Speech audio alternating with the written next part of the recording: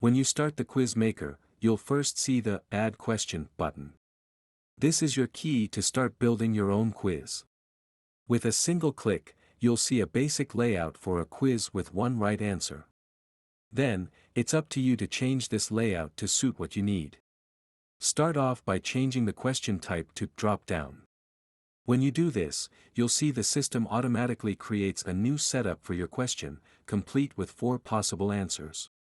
Then you'll see a spot to put your question, labeled Enter Your Question Here 0, which shows you that you can type in it. Clicking on this spot lets you start putting in your own information, and you can do the same with the answer choices. But remember, the system automatically says that the first option is the right one. You'll need to change this based on the actual right answer for your question. Next up, we'll look at the more advanced options the system offers. One of these is the Question/Options editor. If you turn this on, you can add cool extras to your quiz like pictures in your questions or answers. There's also the Score Individual Option feature, which lets you give different points for different answer choices. This lets you grade in a more detailed way. Don't forget about the Answer Information button. Anything you put in here is only seen by the system and you, the teacher, even after the quiz is done. Plus, the system gives you clone/add/delete buttons for each answer choice.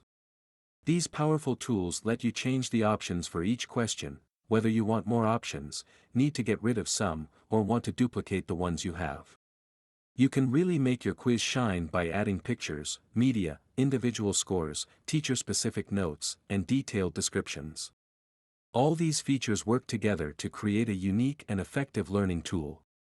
Plus, being able to clone, add, or delete options makes the tool more flexible, and it's easier to deal with complicated questions with many possible answers. To make sure you don't lose your hard work, remember to save often. It's also a good idea to preview your quiz before you share it with your students. This lets you catch and fix any mistakes or problems before the quiz is given.